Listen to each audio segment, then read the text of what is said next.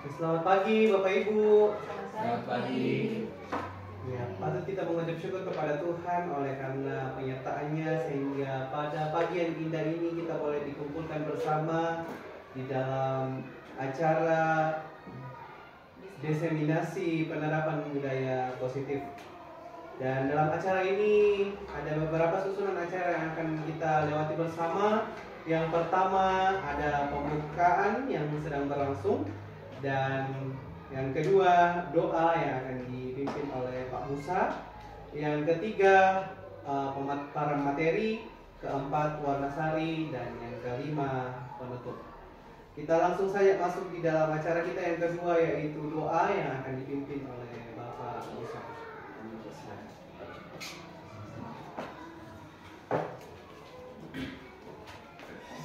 Ya, sebelum kita memulai kegiatan kita pada pagi hari ini, terlebih dahulu mari kita meminta pertolongan dari Tuhan. Kita berdoa.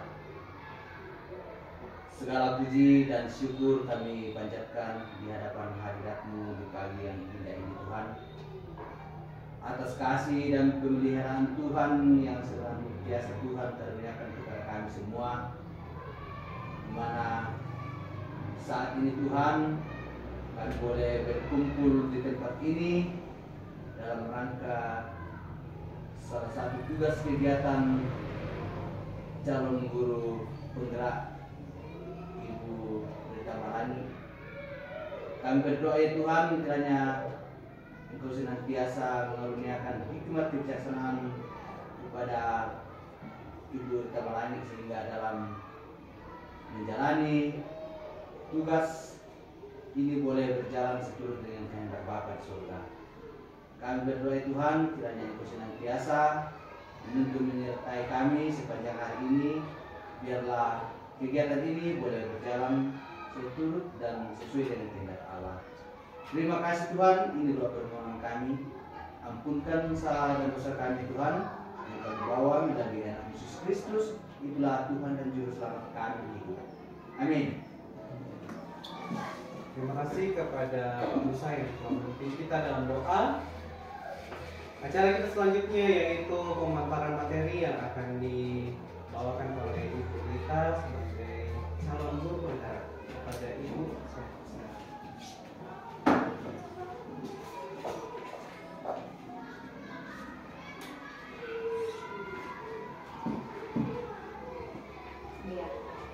selamat pagi untuk kita sekalian. Selamat pagi. Yang terhormat Ibu Kepala Sekolah sebagai pimpinan kita di sekolah kita di SD 5 Kisah Suara. Yang saya hormati Bapak Ibu hebat sekalian. Ya, pada saat ini saya sebagai calon guru penggerak angkatan 9 Kabupaten Toraja Utara, kami pada saat ini mendapatkan tugas untuk menyampaikan materi tentang pemahaman dan penerapan pengalaman budaya positif. Ya.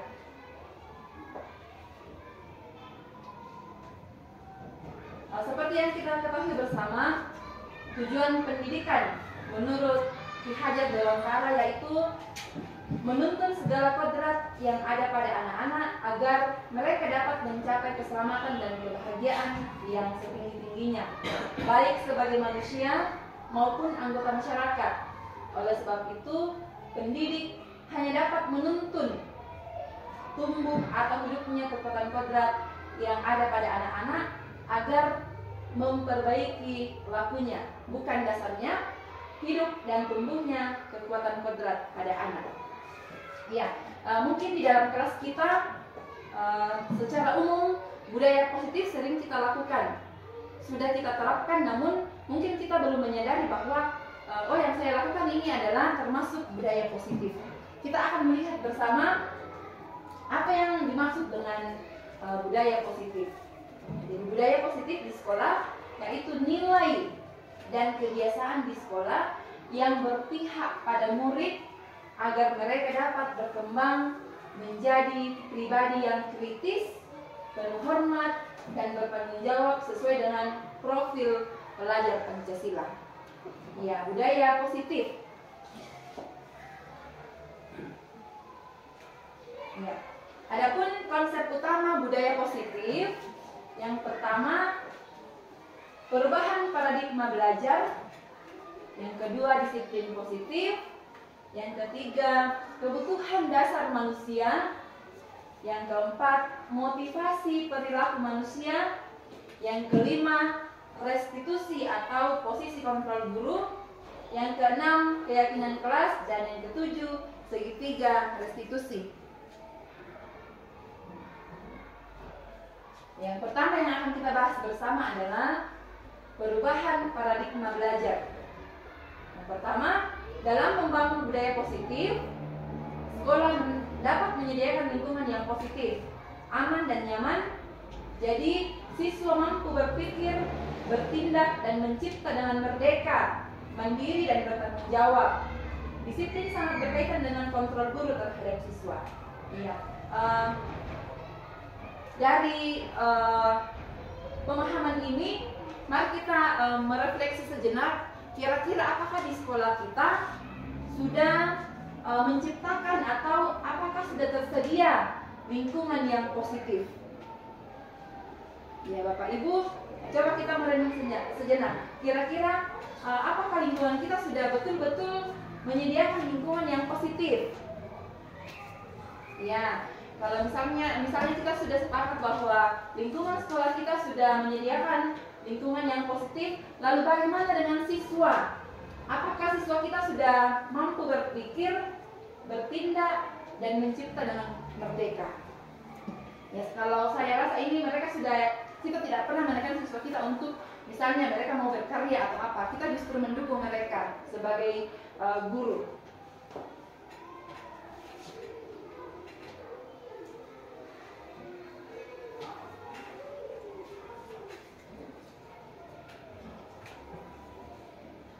Iya, disiplin positif. Apa sih menurut Bapak Ibu, apa sih makna disiplin? Boleh mungkin dituliskan menurut Bapak Ibu, apa itu, menurut pendapat Bapak Ibu, apa itu disiplin? Disiplin positif. Ini untuk anak-anak ya, untuk anak-anak kita. Seperti apa kita memahami apa itu disiplin?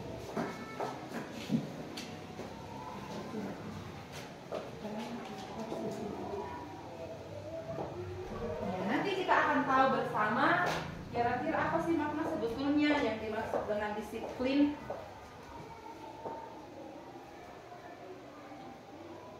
Mungkin boleh ditulis namanya ya, nanti ditempel.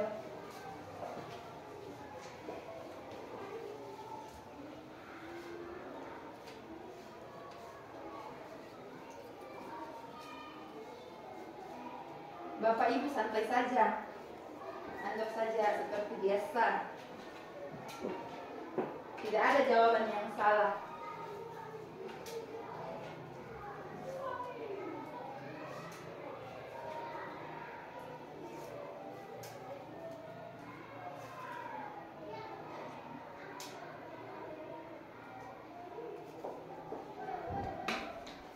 Ya.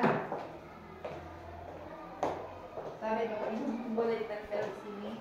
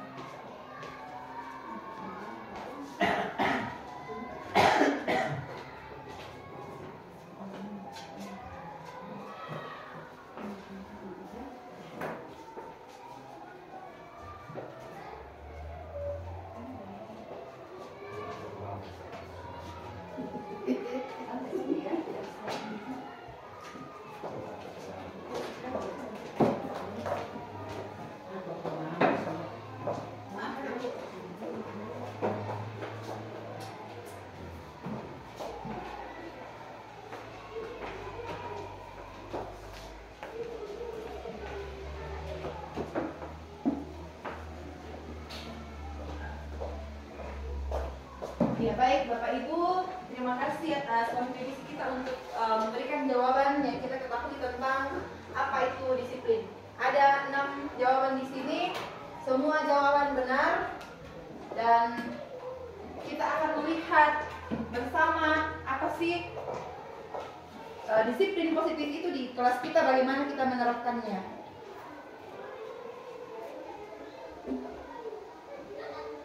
Ya, jadi disiplin secara umum adalah kemampuan kita memerintah diri sendiri dalam mengontrol dan menguasai diri untuk memilih tindakan yang mengacu pada nilai-nilai yang kita hargai dengan penuh tanggung jawab tanpa perintah orang lain. Ya, jadi kedisiplinan itu bukan sesuatu yang harus orang lain yang memerintah kita untuk melaksanakan, tetapi sebenarnya disiplin itu harus dari dalam diri kita.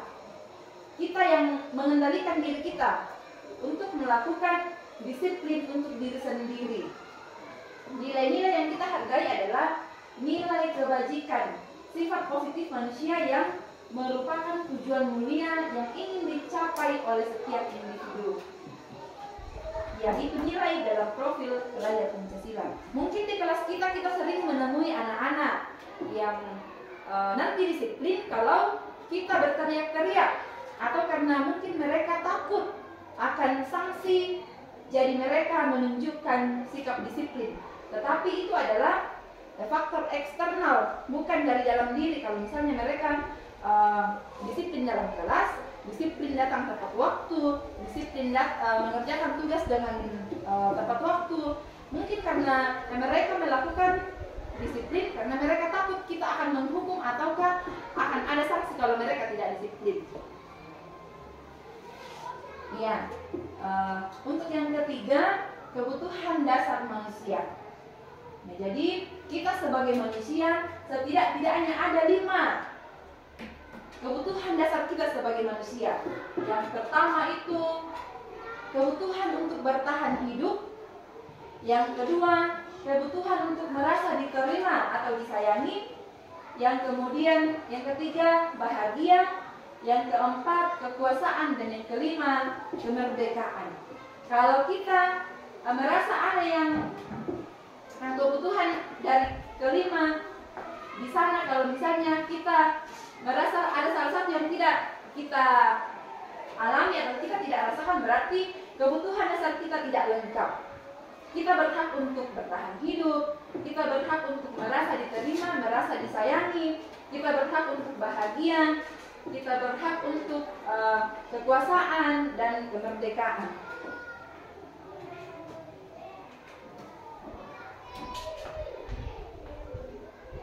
Ya, Bapak Ibu, saat ini kita diberikan satu contoh kasus.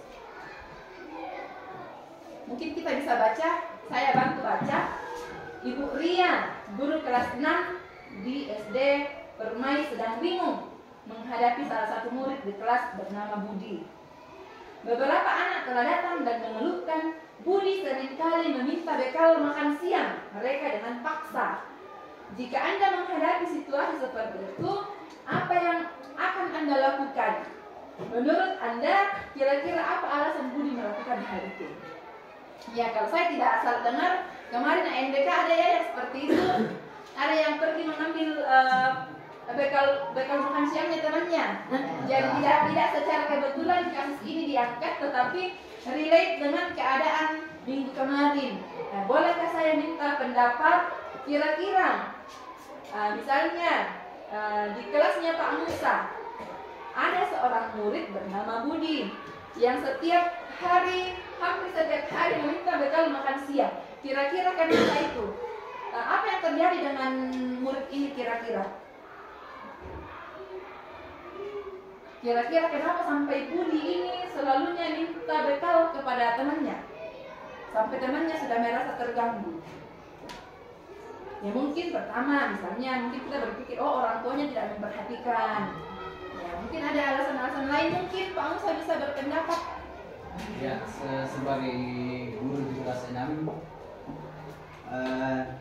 kita kita harus berusaha mencari tahu Ya. apa penyebab si anak ini mengambil bekal temannya. Ya. Ya, mungkin di rumah dia tidak sarapan pagi datang ke sekolah, Betul. kemudian datang ke sekolah dia mengambil bekal temannya. Ya. Ya, kira-kira itu apa penyebabnya? Ya, baik ya. Ya.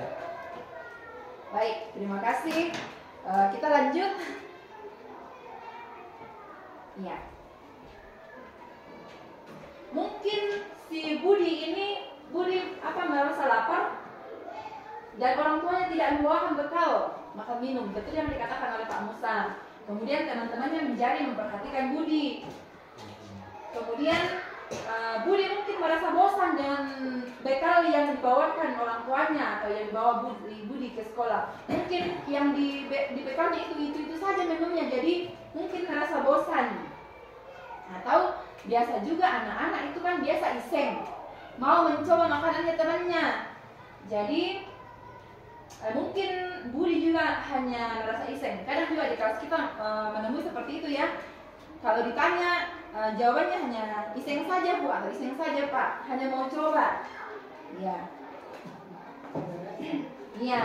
Jadi di situ kita bisa melihat bagaimana kita sebagai seorang guru, bagaimana kita memahami kondisi atau keadaan murid kita. Lalu kemudian yang keempat, semua perilaku memiliki tujuan teori motivasi perilaku manusia. Apapun yang kita lakukan itu semua mempunyai motivasi. Ada yang dikatakan motivasi eksternal, ada yang motivasi internal. Sama dengan yang kasus-kasus mungkin di kelas kita. Misalnya ada anak-anak yang kelihatannya rajin sekali, tetapi kita guru harus melihat bahwa apakah anak ini rajin karena memang dari dalam dirinya, ataukah mereka melakukan karena ada sesuatu. Misalnya biasa di kelas 1 atau di TK. Anak-anak di TK itu kadang-kadang gurunya mengatakan seperti ini. Kalau kamu bisa merapikan bukumu, ibu akan kasih 1 bintang penghargaan. Jadi mereka melakukan karena mau penghargaan itu, 1 bintang itu. Itu yang dikatakan sebagai motivasi eksternal. Kita akan melihat bersama motivasi eksternal untuk menghindari ketidaknyamanan atau hukuman apa yang akan terjadi apabila tidak melakukannya. Jadi terbukti di kelas kita ya, anak-anak bahkan di kelas saya sendiri kadang mereka rajin sekali, tetapi mereka melakukan karena mereka takut dihukum. Itu yang dikatakan sebagai motivasi eksternal. Kemudian mungkin juga mereka melakukan karena untuk menghindari ketidaknyamanan atau hukuman. Mereka melakukan bukan karena dari dalam diri mereka, bukan karena didasari keinginan dari dalam, tetapi mereka takut dihukum, mereka takut mungkin konsekuensi yang akan mereka dapat kalau mereka tidak melakukan. Misalnya mereka datang terlambat, mereka akan misalnya kita menghukum mereka untuk membersihkan depan kelas atau seperti apa. Jadi mereka melakukan bukan karena dasar memang mau melakukan, tetapi karena takut dihukum. Lalu apa bedanya dengan motivasi dari dalam? Motivasi dari dalam atau motivasi internal, tujuan disiplin positif, yaitu untuk menghargai diri sendiri. Saya akan menjadi orang yang seperti ini apabila saya melakukannya. Jadi memang ada anak-anak yang melakukan hal yang baik, hal yang positif di kelas karena memang didasari dengan keinginan dari dalam, bukan karena hanya takut atau menghindari hukuman. Bagaimana di kelasnya Bapak Ibu? Apa ada yang seperti itu?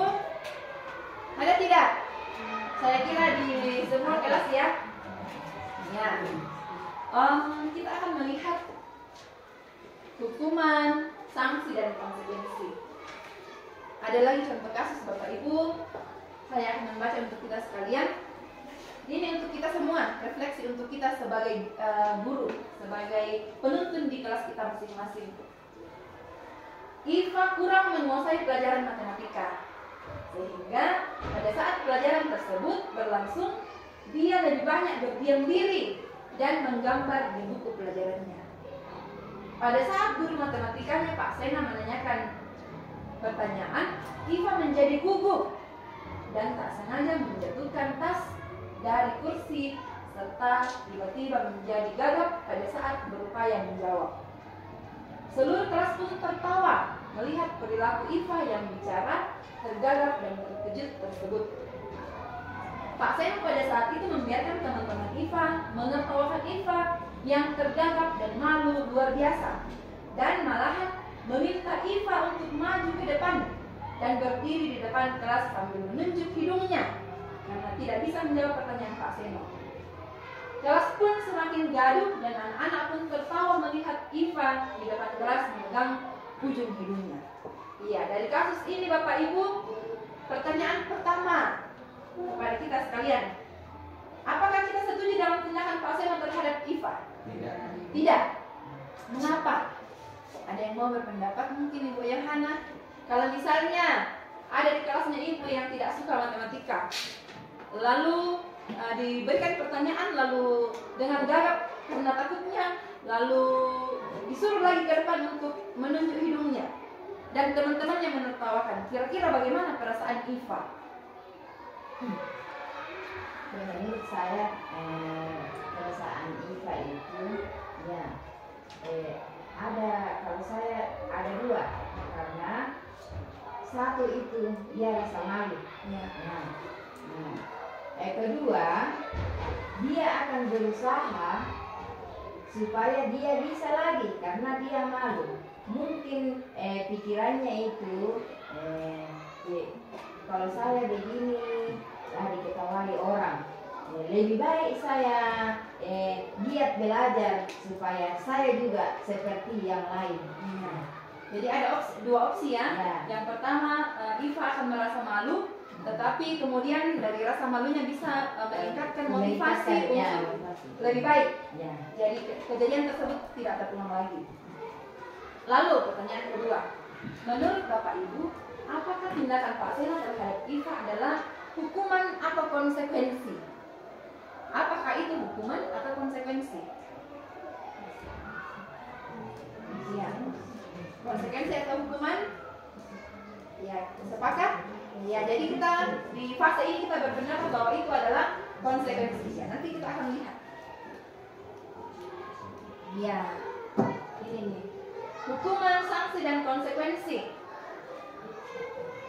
Apa yang dimaksud dengan hukuman? Apa yang dimaksud dengan konsekuensi, dan apa itu restitusi? Ada beberapa poin di sini yang sempat saya catat. Ada di situ identitas gagal dan identitas sukses. Yang masuk di identitas gagal adalah hukuman. Contohnya seperti ini Bapak Ibu sederhananya. Hukuman itu adalah sesuatu yang menyakitkan harus terjadi. Dari kasus tersebut yang tadi kita bisa menelaah ya apa yang akan dirasakan oleh Iva. Kemudian hukuman adalah tidak nyaman untuk murid dan anak untuk jangka waktu panjang. Bayangkan saja Bapak Ibu, kalau saya saja di SD dulu saya pernah merasakan melihat teman-teman yang dihukum, dan sampai saat ini kalau saya ketemu pasti guru tersebut diceritakan bahwa saya pernah dikasih seperti itu. Ya, jadi refleksi untuk kita sebagai bapak dan ibu guru. Kemudian korban mendapatkan keadilan, murid akan merasa tersakiti, kemudian perilaku pasif dan agresif meningkat. Bisa saja anak-anak yang sering dihukum, bukannya malah membaik, malah semakin membangkang. Dan bisa jadi itu kita alami di kelas kita ya. Jadi tidak secara kebetulan kita saat ini belajar tentang ini, tapi untuk kebaikan kita bersama di tempat tugas kita. Kemudian identitas sukses, disiplin itu ada dua, konsekuensi dan restitusi. Konsekuensi itu adalah sesuatu yang harus terjadi. Konsekuensi biasanya dibuat kalau misalnya ada kasus satu, dan kasus misalnya di kelas 6 di konsisten. Kalau kamu tidak melakukan, konsekuensinya akan seperti ini. Konsekuensi Jadi tandanya untuk itu mau anu dena. Ya kita konsekuensinya konsekuensinya akan seperti ini. Yang kedua, tidak nyaman dan anak akan merasakan itu dalam waktu pendek saja. Karena kan konsekuensi, tandanya namanya semua. Kalau saya tidak melakukan ini konsekuensinya. Misalnya contoh singkatnya Bapak Ibu, kalau anak-anak kita tidak mengerjakan PR di rumah, konsekuensinya ya harus dikerjakan. Bagaimana harus dikerjakan. Itu ya bedanya hukuman dengan konsekuensi. Kemudian penguatan hanya bertahan dalam jangka waktu pendek. Lalu apa bedanya dengan restitusi? Restitusi merupakan pilihan menguatkan anak atau murid dalam jangka waktu yang panjang. Kemudian korban mendapatkan ganti, murid atau anak mendapatkan penguatan, dan yang terpenting adalah masalah terpecahkan. Oh, itu yang dimaksud dengan restitusi. Kita akan bahas secara mendalam apa itu restitusi. Nah, kira-kira Bapak Ibu diperhatikan di sana. Ada tindakan kita di slide sini, ada tindakan kita sebagai guru. Di sana, apakah itu merupakan hukuman atau konsekuensi? Boleh mungkin dicatat. Dicatat saja di catatannya, nanti dibacakan. Yang pertama, mencatat 100 kali di dalam buku dengan kalimat saya tidak akan terlambat lagi karena terlambat ke sekolah. Apakah itu hukuman atau konsekuensi? Dijawab saja. Hukuman atau konsekuensi? Konsekuensi. Oke, ada yang berpendapat sebagai konsekuensi, ada yang berpendapat sebagai hukuman. Yang kedua, lari mengelilingi lapangan basket 2 kali karena terlambat hadir di sekolah. Hukuman atau konsekuensi? Oke. Membersihkan coretan yang dibuatnya di meja tulis. Hukuman atau konsekuensi? Konsekuensi. Murid diminta untuk push up 15 kali karena tidak menggunakan masker di sekolah. Hukuman atau konsekuensi? Menggantikan kertas tugas mereka karena telah dicoret-coret. Kemudian berjemur di lapangan pada jam 12 siang karena mengobrol dengan teman di kelas. Murid diminta bertelanjang kaki sepanjang hari karena tidak menggunakan sepatu warna hitam sesuai peraturan sekolah. Hukuman atau konsekuensi? Ya memang tak beda sekali kita apa itu hukuman dan konsekuensi. Ya, berdiri di depan kelas sambil mengangkat kaki satu karena tidak bisa menjawab pertanyaan. Hukuman? Membersihkan tumpahan air di meja tulis karena tersenggol pada saat belajar. Baik. Ya. Ada yang benar semua? Saya Bu. Ya. Baiklah, Bapak Ibu. Jadi hari ini kita mulai belajar sedikit apa sih bedanya konsekuensi dan hukuman tersebut. Jadi sudah jelas di depannya. Yang pertama itu konsekuensi, hukuman, konsekuensi, hukuman. Ya, kalau bisa itu ya, apalagi di buku supaya kita baca lagi. Ya, nanti kita. Ya, baiklah Bapak Ibu. Nah, ini yang akan kita bahas secara mendalam. Kita sebagai guru, bagaimana posisi kontrol kita? Apakah kita di posisi, ada 5 ya posisi kontrol guru. Yang pertama itu penghukum. Yang kedua, pembuat rasa bersalah. Yang ketiga, sebagai teman. Yang keempat, sebagai pemantau. Dan yang kelima, sebagai manajer. Apa sih itu guru sebagai penghukum? Kira-kira Bapak Ibu melihatnya atau menilainya bagaimana kita sebagai guru di posisi kontrol, kita sebagai penghukum? Kira-kira contohnya seperti apa realitanya di kelas kita? Seperti apa kira-kira sebelum kita lanjut? Ya, apa lagi? Ya, hukuman itu 2 ya, hukuman secara fisik dan hukuman secara verbal. Iya. Bukan hanya dicubit atau semacamnya yang dikatakan sebagai hukuman. Ini mengenai dan bangsa kali ini. Ya, baik. Kita akan melihat ya, cubit. Sekarang itu. Nanti ini kita lihat bersama. Coba diperhatikan Bapak Ibu. saya kecewa sekali dengan kamu. Kadang ya kita seperti itu. Ya, tunggu sebelum kita melihat ini.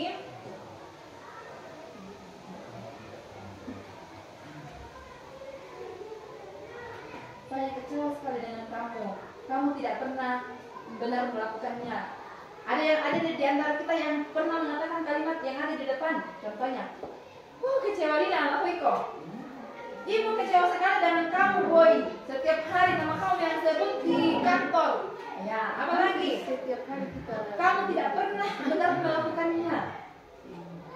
Ayolah lakukan demi ibu ya, atau demi bapak ya. Kan biasa seperti ini. Dami kalau yang mau betul ya sehingga mau dikara baru mau dikara konjung kantor dah kok. Ada kan yang seperti itu. Ya kemudian bagaimana kamu bisa menyelesaikan masalah ini? Pernah tidak kita mengatakan demikian ke anak kita? Pernah? Jangan sampai kita hanya mengatakan yang dominan kita katakan adalah inang tadi kau mau kerani. Ada kan? Ya, saya saja jujur selama ini. Ya. Berapa kali sih sudah saya katakan kepada kamu, pembira mau pada alih kamu pegawai itu pada sang pegawai. Nah, ini yang sering sekali saya katakan. saya sering Ingat bukan apa yang telah kamu lakukan, yang ibu telah lakukan untuk kamu. Kamu tidak akan pernah berhasil dalam kehidupan ini. Jangan sampai kita sebagai guru mengatakan hal demikian. Kira-kira apa sih posisi kontrol kita ketika kita mengatakan hal-hal demikian? Mari kita lihat Bapak Ibu. Seperti yang saya katakan tadi bahwa ada 5 posisi kontrol kita sebagai guru. Yang pertama itu kita posisi kontrol sebagai penghukum, sebagai pemantau, sebagai teman, sebagai manajer, pembuat merasa bersalah. Kalau ada di antara kita yang sering mengatakan saya kecewa sekali dengan kamu, berarti posisi kita itu adalah kita membuat anak kita bersalah, merasa bersalah. Lalu kamu tidak pernah benar melakukan apapun. Posisi kontrol kita sebagai penghukum. Contohnya, anak-anak tidak benar, tugas anak ini tidak artinya kebanyakan salah. Lalu kita mengatakan, inang teli kau namun tadi kayaknya di pukaran kau. Tugasmu sebagian besar itu salah. Jadi kita sebagai penghukum. Lalu ada juga posisi sebagai teman. Lalu dari kelima posisi ini mana yang harusnya kita contohi? Apakah itu penghukum, apakah itu pembuat rasa bersalah, teman, pemantau atau manajer? Ya, betul sekali. Kita sebagai guru harusnya kita memposisikan diri kita sebagai manajer, bukan sebagai pembuat merasa bersalah, bukan juga sebagai teman, tetapi sebagai manajer. Ya. Dari 5 posisi kontrol tadi, Bapak Ibu mungkin ada yang mau ditanyakan? Dari 5 posisi kontrol tadi, posisi kontrol sebagai penghukum, sebagai pembuat rasa bersalah, sebagai pemantau, sebagai teman, dan sebagai manajer. Adakah yang mau ditanyakan di sekitaran itu? aku bukan iya Bu, silakan. Misalnya anak ini selalu terlambat sekarang. Lambat. Kita sudah berkali-kali kasih tahu dengan baik. Malah kita bagaimana kamu atau kita kasih tahu dengan baik. Itu sebenarnya tapi selalu lagi terlambat.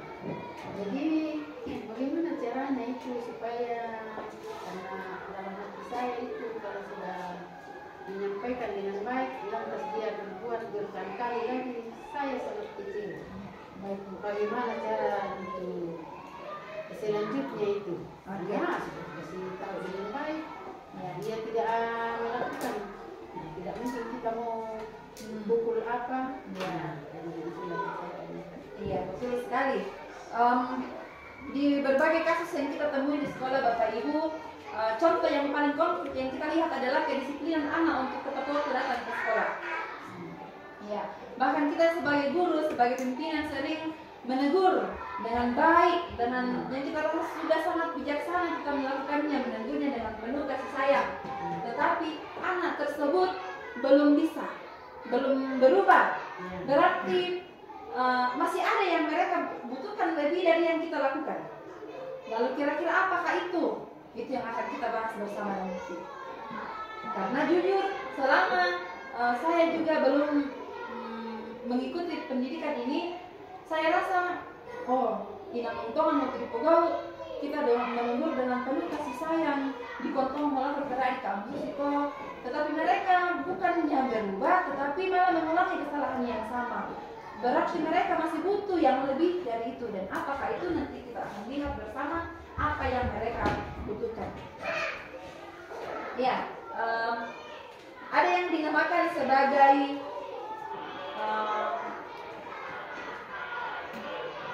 restitusi. Kita akan bahas bersama Bu. Pertanyaannya nanti saya akan jawab di situ. Dan sebelum itu kita akan melihat dulu ada yang dinamakan sebagai keyakinan kelas. Keyakinan kelas. Apakah keyakinan kelas sama dengan kesepakatan kelas? Kan kalau di kelas kita mempunyai kesepakatan kelas. Ada ya, tertulis kesepakatan kelas seperti ini. Saya bisa cabut dulu. Nah, kalau di kelas kami punya beberapa kesepakatan kelas. Yang pertama, mengikuti setiap aturan. Yang kedua, sampai ke kelas tepat waktu, datang di kelas tepat waktu. Yang ketiga, ketika hendak berbicara mengangkat tangan dulu, kemudian menghargai teman yang ada di kelas dan menjaga kebersihan. Itu adalah contoh kesepakatan kelas. Lalu apa bedanya dengan keyakinan kelas? Keyakinan, misalnya, kan kita sebagai orang Toraja banyak yang kita yakini. Misalnya itu Pengali, itu Susito. Kan kita sangat menghargai itu. Dan sebaiknya keyakinan kelas itu harus ada. Semua di kelas harus ada keyakinan kelas. Coba Bapak Ibu kira-kira bolehkah memberikan satu contoh yang kalian pahami, yang kita pahami? Kira-kira apa contoh sederhana keyakinan kelas? Keyakinan artinya nilai kebajikan yang tidak tertulis di kesepakatan kelas. Kira-kira nilai kebajikan apa itu? Menurut Gosen, keyakinan kelas adalah nilai-nilai kebajikan atau prinsip-prinsip universal yang disepakati secara universal, lepas dari perbedaan agama, suku, negara, dan agama. Suatu keyakinan akan lebih baik memotivasi dari dalam. Seorang akan lebih bersemangat untuk menjalankan keyakinannya daripada hanya sekedar mengikuti peraturan. Kira-kira menurut Bapak Ibu, nilai kejujuran yang harus diterapkan di kelas, nilai keyakinan kelas. Contohnya, bukan kejujuran. Apa lagi? Kira-kira apa lagi? Ya, beriman. Apa lagi? Artinya nilai keyakinan kelas adalah sesuatu yang tidak terlihat di sini, kesepakatan kelas. Ya, apa lagi? Kesopanan, menghargai temannya. Apa lagi? Ya, kan biasa juga itu ya.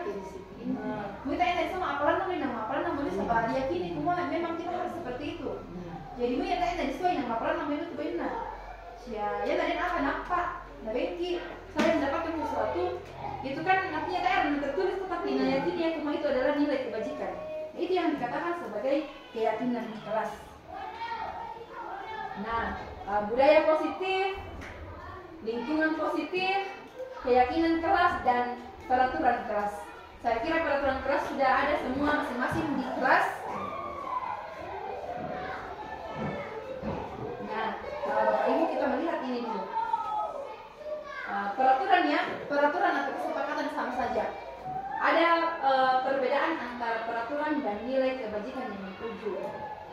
Misalnya, peraturan kelasnya misalnya kembalikan barang ke tempatnya. Nilai apa yang akan kita mau ajarkan ke anak-anak ketika kita memberikan peraturan kembalikan barang ke tempatnya? Nilai tanggung jawab. Ya, kemudian dilarang mengganggu orang lain. Kan biasanya di peraturan itu tertera seperti itu, dilarang mengganggu orang lain. Lalu nilai kebajikan apa yang terkandung dalam peraturan itu? Menghormati orang lain dan diri sendiri. Kemudian kan peraturan sekolah kita misalnya mengatakan seperti ini: hadir di sekolah 15 menit sebelum pembelajaran dimulai. Nilai kebajikan apa yang mau kita tuju dari peraturan itu? Ya, apa? Menghormati orang lain, komitmen pada tujuan, komitmen. Kemudian dilarang melakukan kekerasan. Nilai kebajikan apa yang akan kita tuju? Keselamatan dan menghormati orang lain. Kemudian dilarang menggunakan narkoba. Nilai kebajikannya adalah menjaga kesehatan, bergantian atau menunggu giliran. Nilai kesabaran yang akan dituju adalah kesabaran, melatih kesabaran dan menghormati orang lain. Budaya antri. Dilarang merokok. Apa itu Pak misalnya nilai kebajikan yang dituju? Kesehatan dan keselamatan. Iya, jadi jangan merokok. Gunakan masker. Kesehatan dan keamanan. Berjalan di kelas dan koridor. Iya, baik. Ya, jadi saya rasa di kelas kita masing-masing yang sudah tercatat adalah kesepakatan kelas. Kita belum menggali apa sih nilai-nilai kebajikan dari setiap poin kesepakatan yang kita sudah tempel di masing-masing kelas kita. Jadi pembentukan keyakinan kelas itu yang pertama yang kita perlu perhatikan adalah keyakinan kelas bersifat lebih abstrak daripada peraturan yang lebih rinci dan konkret. Keyakinan kelas berupa pernyataan universal. Pernyataan keyakinan kelas dibuat dalam bentuk positif. Lalu kemudian keyakinan kelas hendaknya tidak terlalu banyak sehingga mudah diingat dan dipahami. Keyakinan kelas sebaiknya suatu yang dapat diterapkan di lingkungan tersebut. Semua warga kelas ikut berkontribusi dalam pembentukan keyakinan kelas lewat kegiatan curah pendapat. Bersedia meninjau kembali keyakinan kelas dari waktu ke waktu. Misalnya di kelas kita bersepakat dengan anak-anak kita untuk membentuk keyakinan kelas. Misalnya anak-anak kita akan membentuk suatu keyakinan kelas. Kira-kira nilai apa yang kalian pahami? Mungkin ada anak-anak kita yang menjawab kejujuran, Bu, atau saling menghargai, ataukah apapun yang mereka bisa pahami kita catat, lalu kita setujui bersama apa yang akan kita angkat di kelas kita, nilai kejujuran. Nah, Bapak Ibu, ini adalah contoh. Terlihat jelas atau tidak ya? Tidak ya? Peraturan kelas. Contohnya ya, saya bacakan. Untuk peraturan kelas, jangan membuang sampah sembarangan. Kan biasa di dalam kelas atau peraturan, jangan membuang sampah sembarangan. Keyakinan kelas kita adalah buanglah sampah pada tempatnya. Jadi, yang disama keyakinan kelas adalah susunan kalimat keyakinan kelas adalah kalimat positif. Misalnya dari peraturan kelas, jangan membuang sampah sembarangan. Itu kan kalimat yang negatif. Kalau keyakinan kelas, buanglah sampah pada tempatnya. Kemudian tidak terlambat ke sekolah. Datang ke sekolah tepat waktu. Itu adalah keyakinan. Tidak bermain di dalam kelas. Kira-kira apa keyakinan kelasnya? Tertib di dalam kelas. Tidak berbicara kotor. Apa keyakinan? Ya, berbicara kotor dan sebagainya. Jadi ini adalah contoh-contoh peraturan kelas dan keyakinan kelas. Dan saya rasa Bapak Ibu sudah paham lah ya apa yang membedakan antara keyakinan kelas dan peraturan kelas. Peraturan kelas itu lebih ke kalimat negatif, kemudian keyakinan kelas itu lebih ke kalimat yang positif. jangan membiasakan anak-anak yang jangan, tetapi bagaimana kita meyakinkan untuk lebih berbicara menggunakan kalimat yang positif. Nah, kita sampai di segitiga restitusi. Terkait dengan pertanyaan itu tadi, kita akan bahas secara tuntas di segitiga restitusi. Saya mendengar kata segitiga restitusi waktu kemarin kami ikut kegiatan guru berprestasi. Saya sampai heran, apa sih itu segitiga restitusi? Teman-teman yang sudah berlabel GP selalu mengatakan segitiga restitusi. Segitiga yang dalam hati saya segitiga matematika. Segitiga mungkin tentang matematika yang akan diangkat nanti di presentasenya. Ternyata segitiga restitusi adalah proses kita menciptakan kondisi bagi murid untuk memperbaiki kesalahan mereka, sehingga mereka bisa kembali pada kelompok dengan karakter yang lebih kuat. Ya. Kita akan melihat bersama bagaimana itu restitusi. Apakah kita sudah pernah melakukan atau belum sama sekali. Jadi melalui restitusi, guru dapat membantu murid jadi lebih memiliki tujuan, disiplin positif, serta memulihkan dirinya setelah berbuat salah. Yang kedua, membantu murid untuk jujur pada dirinya sendiri dan mengevaluasi dampak dari kesalahan yang dilakukan. Yang ketiga, memberikan penawaran bukan paksaan, dan dapat kita lihat nanti di sini. Ya. Restitusi membuat murid jadi lebih memiliki tujuan. Ya. Jadi ada 3 tahapan dari yang dikatakan segitiga restitusi, Bapak Ibu. Yang pertama itu menstabilkan identitas. Yang kedua, validasi tindakan yang salah. Dan yang ketiga, menanyakan keyakinan. Contohnya seperti ini, kalau misalnya di kelas kita ada yang berbuat salah. Berkasus ya, contohnya Boy. Saya selalu mengulang-ulang nama Boy karena memang itu yang kental sekali di kelas saya. Kemarin mencoret-coret bukunya temannya, lalu saya panggil. Saya mengatakan seperti ini, Boy, melakukan kesalahan itu adalah hal yang wajar.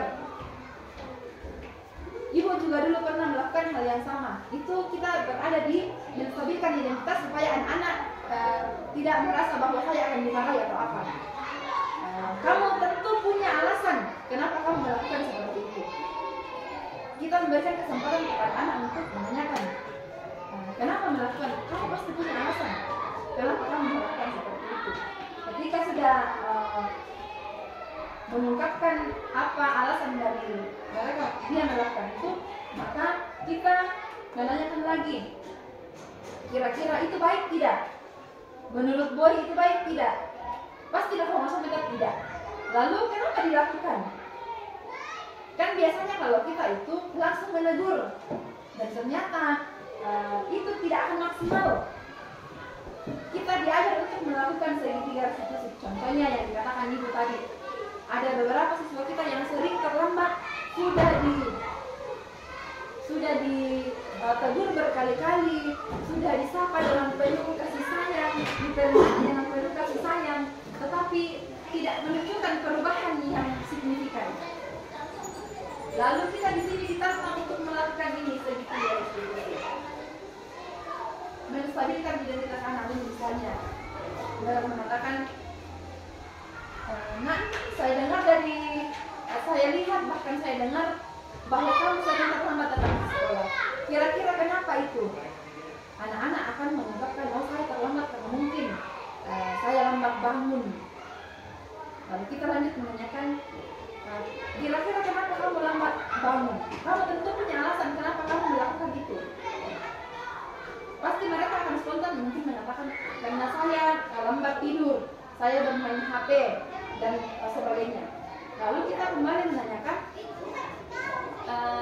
itu baik tidak? Pasti anak-anak akan mengatakan, sebenarnya mereka sadar bahwa itu tidak baik. Mereka akan mengatakan itu tidak baik. Lalu kita menanyakan kembali keyakinan keras kita. Kira-kira kalau kamu lambat datang ke sekolah, keyakinan keras apa yang kamu telah langgar? Pasti mereka akan mengatakan, oh misalnya kedisiplinan, tanggung jawab. Lalu, apakah kamu mau merubah itu? Apakah kamu akan berkomitmen untuk merubah itu supaya kamu tidak datang terlambat? Mulai kapan mau dilakukan? Ibu akan melihat perubahan kamu. Kamu pasti bisa. Jadi kita menguatkan, kita posisi kita sebagai manajer untuk menguatkan bahwa mereka pasti bisa melakukan perubahan-perubahan yang positif. Jadi itu yang dikatakan sebagai segitiga restitusi. Ya, ada 3 tahapan ya seperti yang saya katakan tadi. Yang pertama itu menstabilkan identitas, dan kalimat-kalimat yang bisa kita katakan adalah berbuat salah itu tidak apa-apa. Bukan berarti kita mau mengatakan bahwa kamu bisa melakukan hal tersebut, tapi ini adalah tahapan awal kita mengungkapkan hal-hal yang bisa membawanya untuk lebih baik. Tidak ada manusia yang sempurna. Saya juga pernah melakukan kesalahan itu. Kita bisa menyelesaikan ini. Ataukah mungkin ada yang berkelahi, lalu kita mengatakan ibu tidak tertarik mencari siapa yang salah, tetapi ibu ingin mencari solusi dari permasalahan ini. Kemudian kamu merasa kamu berhak merasa seperti itu. Itu adalah tahapan menstabilkan identitas. Kenapa kita mengatakan ini? Supaya anak-anak tidak merasa bahwa mereka disalahkan atau merasa akan dihukum, takut. Tetapi kita bagaimana menstabilkan identitas supaya mereka tenang. Kemudian yang kedua, divalidasi tindakan tuntutan, menvalidasi tindakan yang salah. Misalnya, kamu pasti punya alasan kenapa sering terlambat ke sekolah. Kamu pasti punya alasan kenapa kamu sering mengganggu teman kamu di kelas. Ya, atau mungkin pada saat mereka bertengkar, dia tidak mau punyanya diambil oleh temannya lalu bertengkar, lalu kita mengatakan kamu patut bangga pada diri sendiri karena kamu telah melindungi sesuatu yang penting bagimu. Itu adalah tahapan validasi tindakan. Kemudian kita menanyakan keyakinan. Misalnya, apa yang kita percaya sebagai kelas atau keluarga? Apa nilai-nilai umum yang kita telah sepakati? Apakah dengan merebut punya temanmu itu baik? Apakah dengan mengganggu temanmu itu baik? Ya, itu yang kita tanyakan di menanyakan keyakinan. Kamu mau jadi orang yang seperti apa? Ya, jadi menanyakan keyakinan. Jadi dalam sendirinya mereka akan sadar bahwa oh ternyata saya salah, saya akan berbuat untuk lebih baik lagi. Ya, jadi Bapak Ibu, saya akan menampilkan salah satu contoh penerapan segitiga restitusi yang sempat saya lakukan beberapa saat lalu. Tis boleh tolong saya.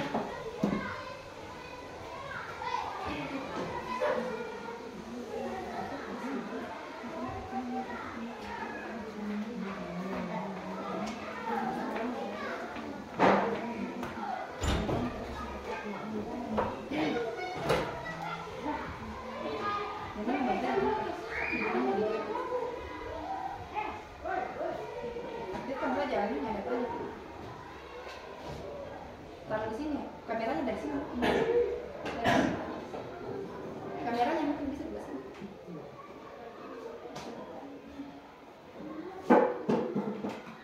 Oh iya.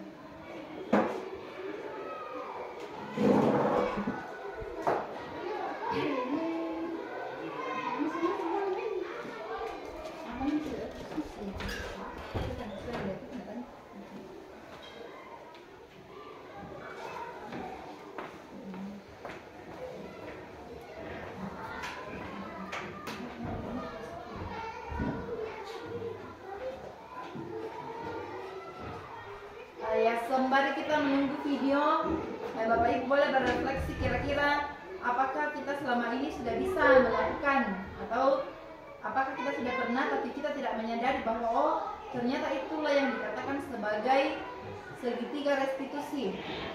Mungkin kita sering melakukan tapi kita tidak menyadari bahwa yang saya lakukan adalah segitiga restitusi ataukah mungkin kita melakukan misalnya hanya satu tahapan di segitiga restitusi, atau mungkin kita hanya sempat melakukan misalnya memvalidasi tindakan yang salah. Kita pernah mengatakan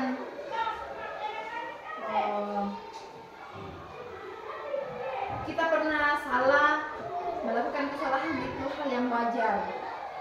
Jadi Bapak Ibu, nah ini salah satu contoh video. Jelas tidak?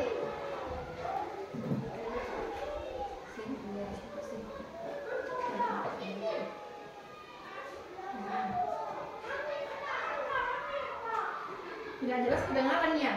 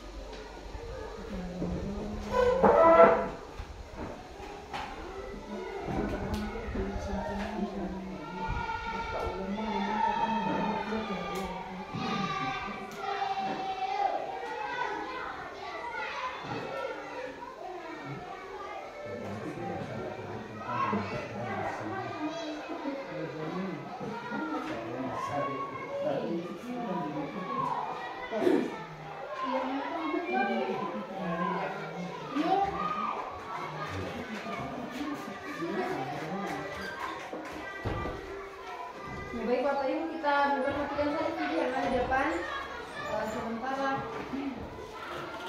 diputarkan.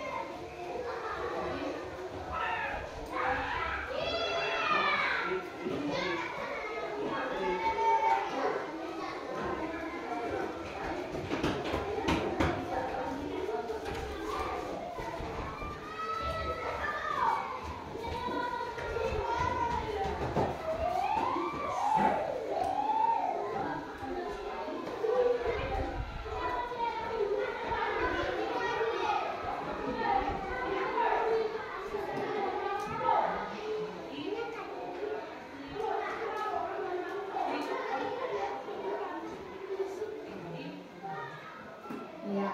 Jadi Bapak Ibu di video tersebut menampilkan bahwa ada 3 tahapan segitiga restitusi dan kembali kepada kita sekalian, semoga dari pemaparan pada saat ini bisa kita memahami walaupun tidak terlalu banyak, tetapi kita bisa sedikit memahami apa yang dikatakan, apa yang dimaksud dengan segitiga restitusi, dan mudah-mudahan di kesempatan berikut kita bisa menerapkan segitiga restitusi ketika kita mengalami, mungkin menemui kasus-kasus yang ada di kelas kita. Jadi seperti pertanyaan yang dikatakan oleh Ibu Kepala Sekolah tadi, anak-anak itu tidak hanya butuh dinasehati tetapi diberikan penguatan untuk lebih baik, untuk merubah hal-hal yang masih kurang baik menjadi baik. Misalnya sering terlambat datang ke sekolah, kita memberikan penguatan dan keyakinan bahwa mereka bisa berbuat lebih baik dari yang sudah mereka lakukan. Karena anak-anak itu masih sangat perlu bimbingan dan tuntunan kita sebagai bapak dan ibu guru di sekolah. Jadi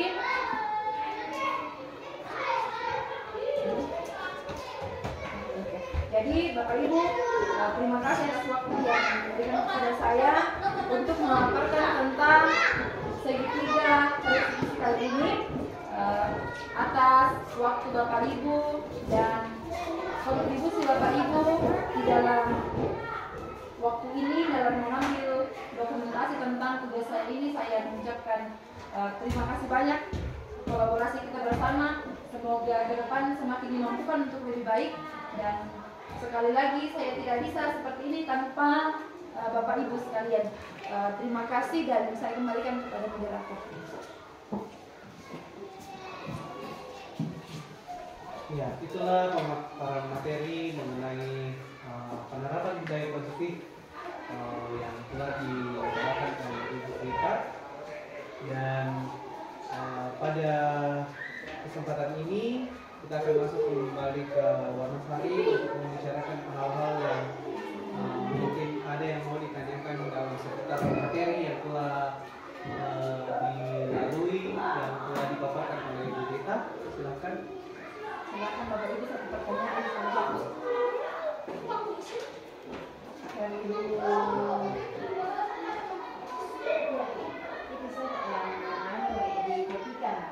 baiklah. bisa kita Nanti saya akan memberikan apa yang dimaksud dengan Ya. budaya positif, keyakinan kelas, kesepakatan kelas. Jadi mudah-mudahan apa yang saya dapat di CGP saya tidak mengkonsumsinya sendiri, tapi saya bisa bagi kepada rekan-rekan di sekolah. Dan sekali lagi bahwa saya di CGP saya tidak membawa nama pribadi, tetapi membawa nama sekolah kita. Jadi mohon dukungan doa Bapak Ibu. Saya sangat bermohon untuk selalu didukung dalam doa. Semoga saya mampu melewati masih ada beberapa tahap. Semoga boleh selesai dengan baik dan kita bisa belajar lebih banyak lagi bagaimana kita mengembangkan sekolah kita, bagaimana sekolah kita bisa lebih maju ke depan. Jadi sekian pemaparan saya hari ini. Atas kerjasama kita sekalian saya mengucapkan terima kasih. Salam dan bahagia Bapak Ibu.